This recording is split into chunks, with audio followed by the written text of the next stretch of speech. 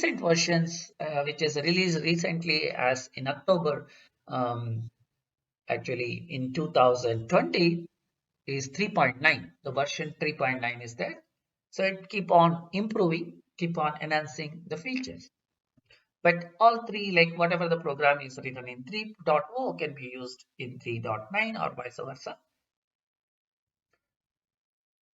And finally, what are the pros and the cons of the Python? The pros, we already have seen the advantages of Python.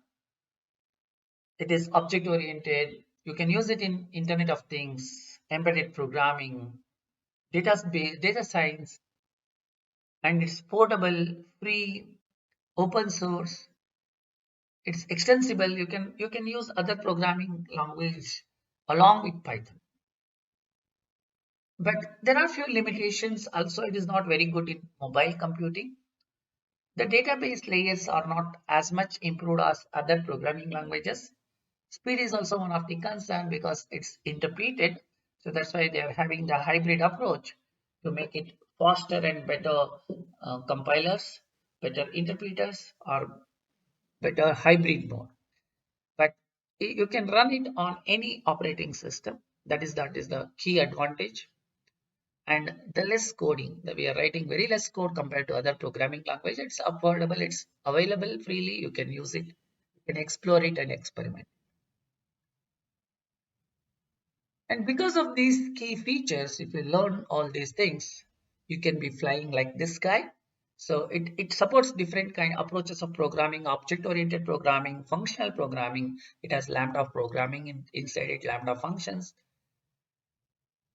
And that's why you start writing the program, you really love the program, and you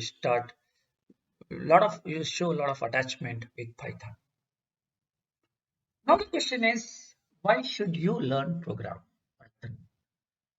One is, from last 5 to 6 years, Python is the most sought after programming language for the reason I have mentioned, explosion of the data, and the companies wants to analyze the data, understand the behavior of their customer. So data is available in different formats, different, it's not only like structured data. Now we are having unstructured data in the form of blogs, in the form of social media. So the companies wants to analyze to give better services to their customers. And it is very easy to learn compared to other programming languages. Traditionally, we used to start with C programming language. You can start with Python also, it's very easy. And this is a basic course. First, you have to learn the Python, and then after learning Python, you can learn so many other things. There are libraries on top of the Python, and this is the one programming language it can be used extensively in different areas of software development. So once you learn Python, you can become a Python backend developer.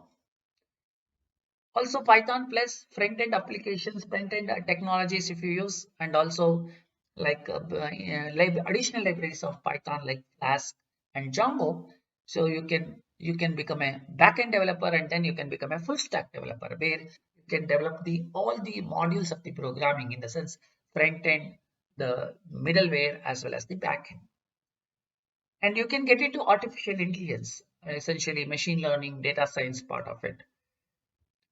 So if you are keen on testing, you can be a test automation guy who can get into the test automation. You can also get into Internet of Things by learning Python and the other libraries on top of it. And you can get into develop DevOps. So that is also one of the emerging areas, so where you can get into. So these are the plenty of opportunities for you. So that's why learning Python is very important. I congratulate you for enrolling for this particular course. Hope your journey will be smooth, and I will be there to guide you, to help you to understand and master Python. Thank you very much. Thanks for registering for this course. And with that, I complete the introduction to Python. See you in the next topics.